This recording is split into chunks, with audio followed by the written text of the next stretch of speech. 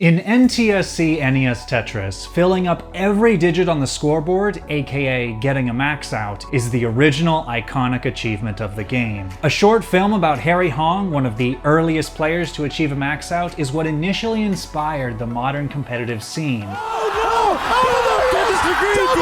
Double max out! Oh my goodness! And there's perhaps no better marker of how much the talent pool has grown than the number of new max out players in each of the past 30 years. Each one of these circles represents the culmination of one player's journey to master the game. Yeah! Yeah! Okay, y'all ready to get high score? Yeah! Yes! Oh my god, I'm so excited! Whiskey! Yes! Whiskey!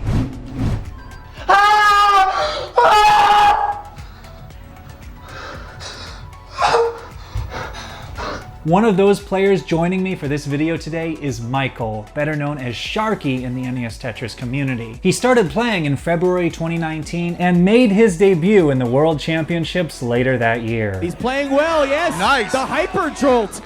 Oh, the Hyper Jolt in full effect! So swag. The very next month, he got his own first max out. Let's go!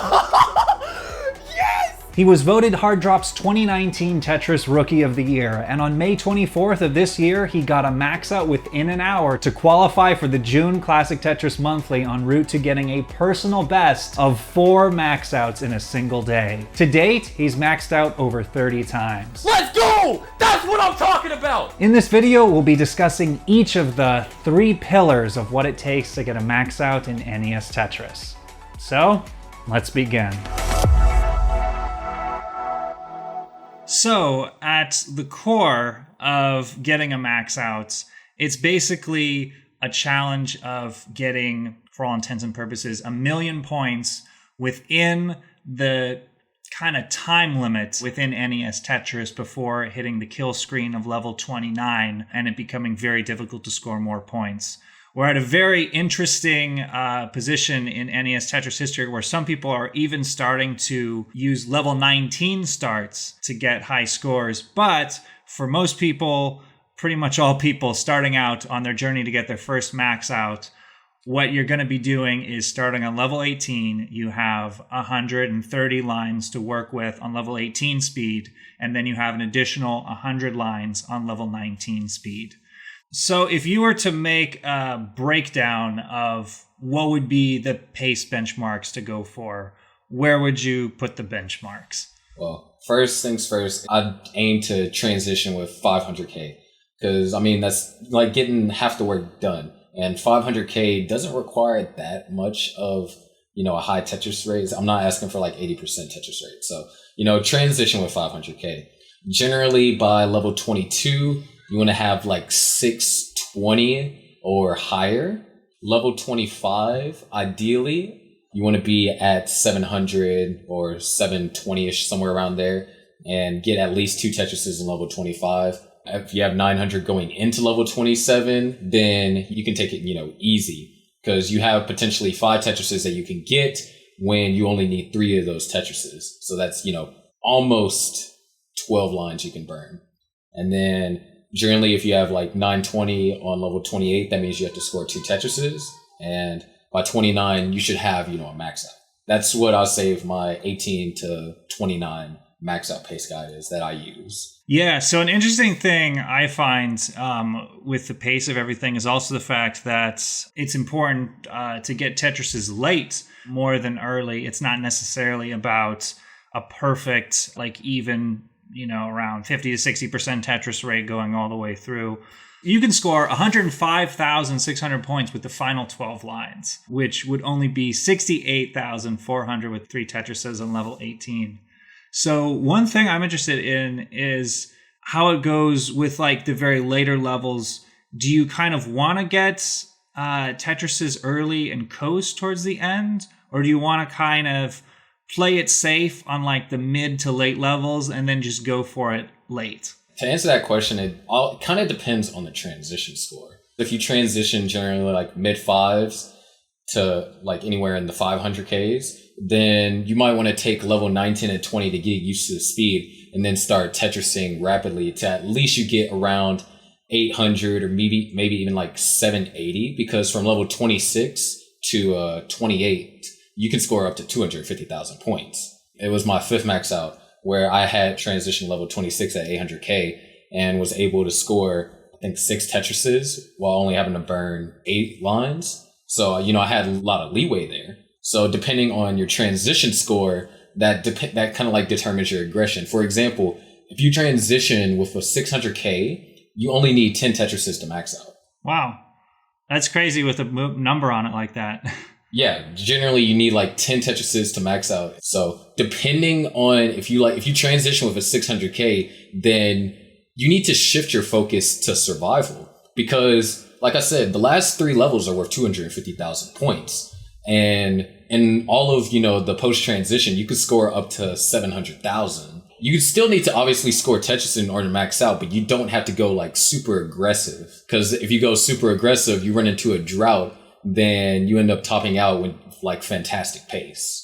And it's actually crazy. There's this one guy that posted something in one of the classic Tetris discords. He had transitioned to level 19 with 390,000, and he ended up maxing out off of that 390 transition. And had he transitioned with like a 500k, he would have scored a 1.2. Right, yeah.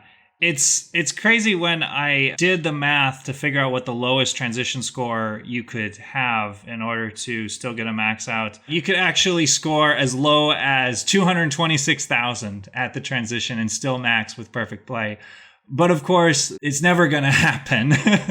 It's too improbable. Yeah, it requires like perfect RNG, and you have to, know how to stack the pieces. Because, a max out isn't just RNG based, it's also skill based. Because you can get 100 long bars and still not max out off of that game.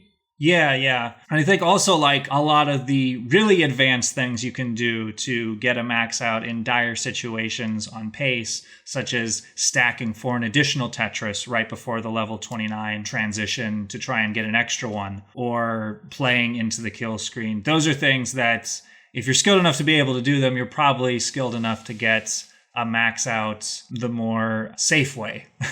Yeah. Generally, a lot of people, they like to practice 19 until they feel like they can get their 19 score at 100 lines to, be able to accompany a max out. And Harry said that if you can score like generally 450,000 by 100 lines consistently, then you'll become a consistent max out player. Because even though it's like real easy to forget this, but whenever you're playing 19, your 19 score at 100 lines isn't going to be exactly that if you play in an actual game, because you'll be leveling up and Tetrises are going to be worth more on. That kind of, helps you be able to like realize when your level 19 is kind of there, where you have the potential to max out. And it's kind of like with that mindset, whenever I do level 19 practices, I like keep a mental benchmark. When I reach 100 lines, it's like, okay, I scored like 300k by 100 lines. It's like 360-ish maybe added to my score. And so then if I would have transitioned with like a 500, that'd been like a high 800. I assume you got to have fingers on a physical level. Yes. The main physical aspect is split into 2 portions. You have obviously your DAS players, which is your traditional holding left and right. And then obviously you have your surge of new players, your hyper tappers. And the physical aspect of a max out is if you're a DAS player, well, you have to be able to play on level 19. If you're not able to play on level 19, then it's impossible for you to get a max out. And in order for you to play on level 19, you have to be proficient in things like skill stopping, wall charging, and maybe even sometimes having to break out a spin just, keep your stack safe if you're not given a certain piece. Generally, your hyper tappers, since they're able to tap faster than, DAS can go, they're able to stack higher and stack more essentially efficiently than DAS players. So once you have, the physical aspect down, whether it be hyper tapping or you have gained enough DAS skill to where you can start, scoring multiple Tetrises from level 19 to 28, then that's when you're like starting to get on the path of getting that max out. Are you a hyper tapper or a DAS player? I'm technically right now, I'm a little bit of a hybrid. When I got my first max out, I was mostly DAS. There was maybe 1 or 2 instances where I had to use hyper tapping just to get a piece over to save my stack, but I'm mainly a DAS player. Actually, another thing that's interesting is the quick tap. Quick tap helped me a lot in my max out because essentially if you have a well-timed quick tap, it takes, your DAS going from 10 hertz to up to 13 hertz. When you have the range of a 13 hertz tapper, that allows you to get, the long bar over 7 high on the left if you need to, as well as get a couple of other pieces over to the left. And you can even get the long bar, at least I've gotten it over 11 high on the right-hand side. Right. So when you're a DAS player, there's kind of a lot of hard rules on what you can do physically that you have to have in mind, or else you're kind of going to screw up and die. One interesting thing that I've heard from several players who started out hyper tapping and then learned DAS as like an additional challenge is that they actually felt that because they had more moves available to them by putting pieces to the side high up on their stack, as opposed to a DAS player who wouldn't even be able to consider it possible, they often wouldn't learn some of the stacking fundamentals that you would maybe need to do as a DAS player because you're so limited on level 19 with what you can do. So they felt that their stacking actually improved when they started learning DAS.